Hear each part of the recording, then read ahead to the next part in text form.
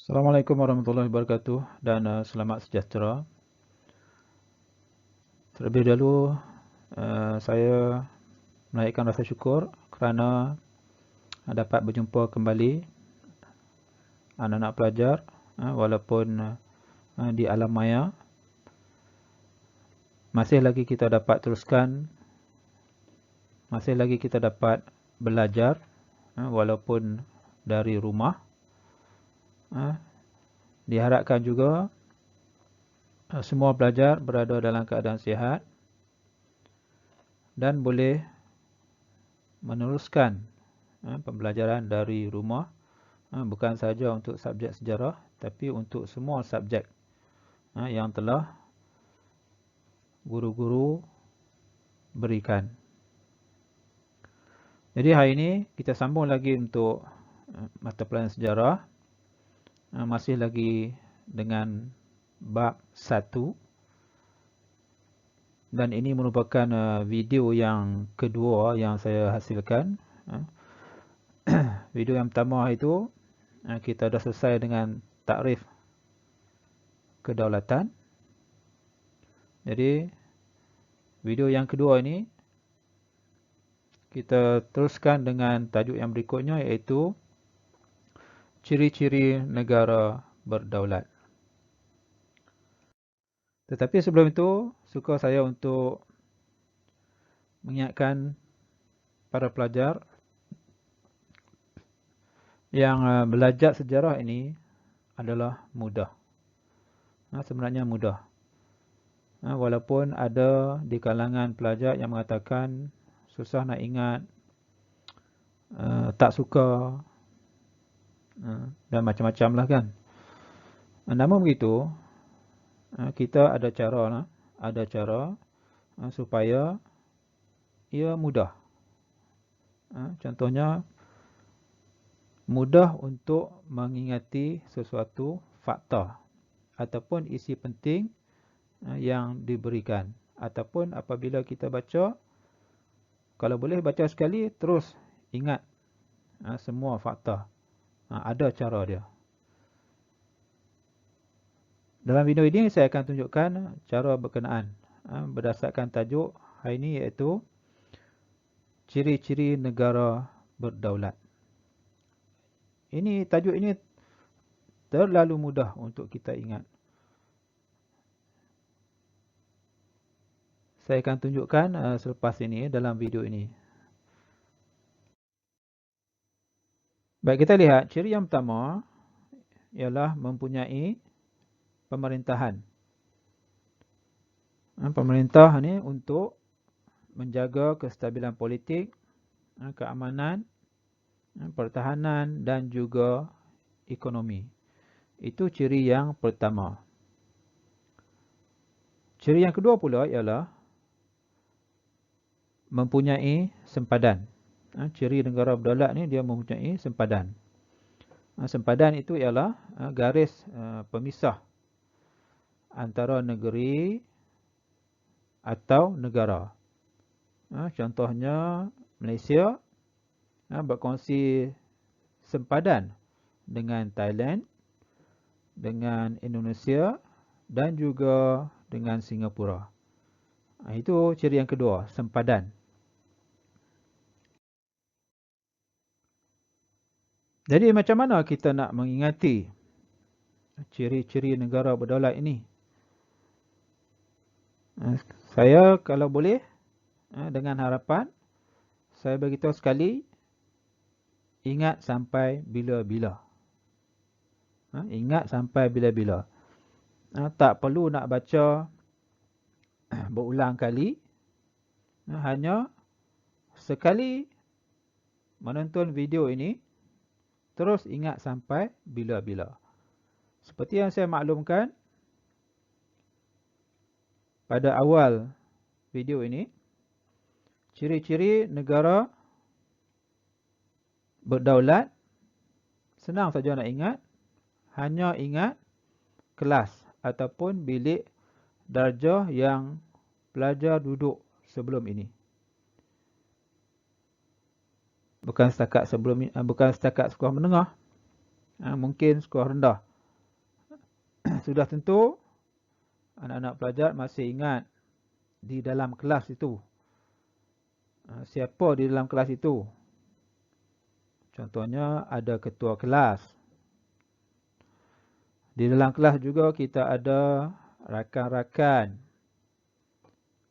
Semua itu kita boleh gunakan untuk mengingati ciri-ciri negara berdaulat.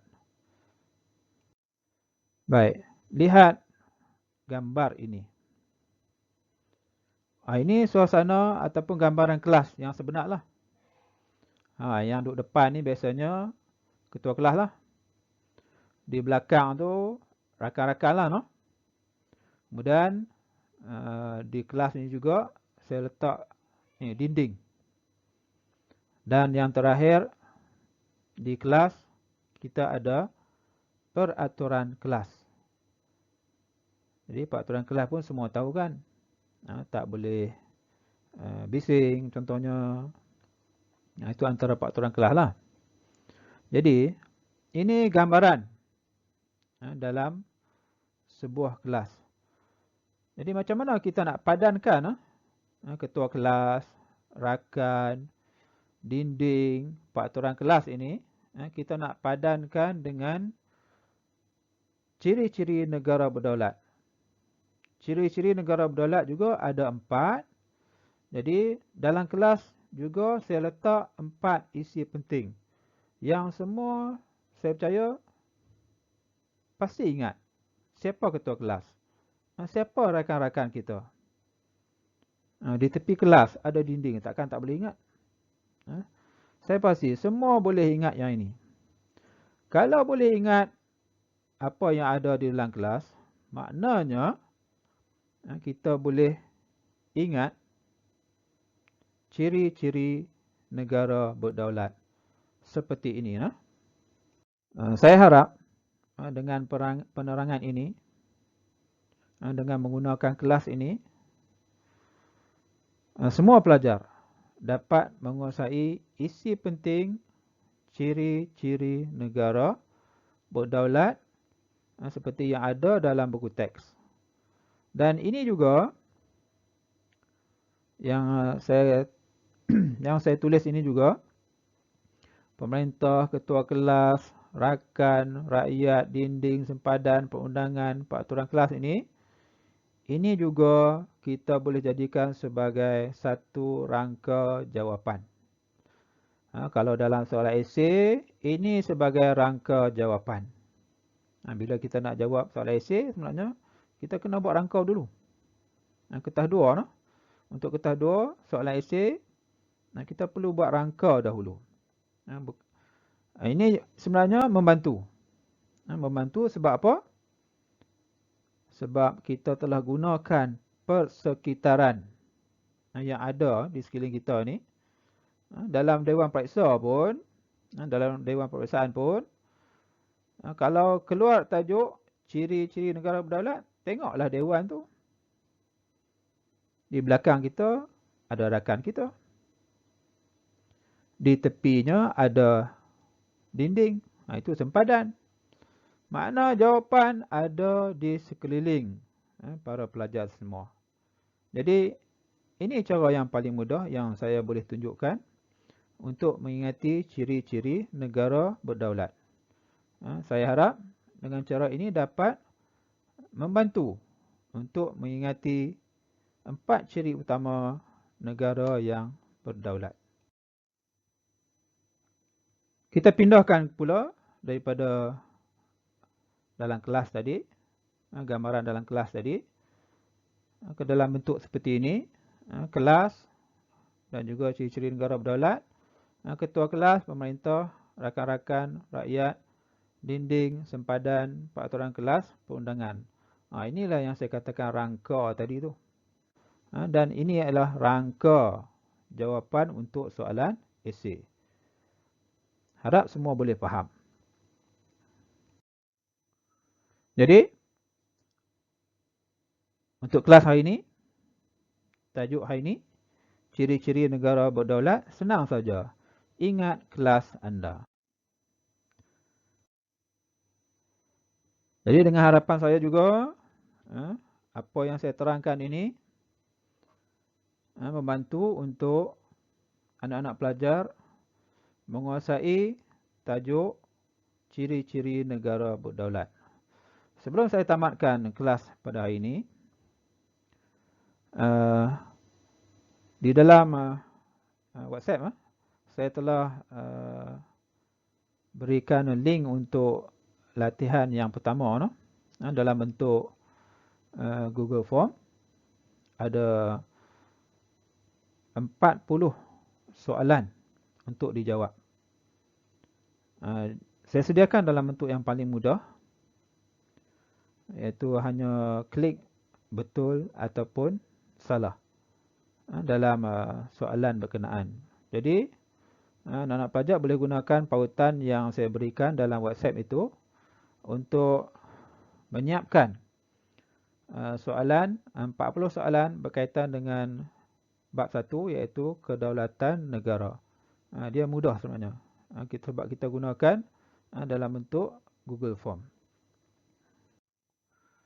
Jadi untuk hari ini sekat itu dahulu. Saya harap apa yang saya sampaikan pada hari ini dapat diingati oleh anak-anak pelajar. Bukan saja dapat diingati tetapi memudahkan untuk belajar sejarah. Saya akan sambung nanti untuk video yang seterusnya. Sekian untuk hari ini.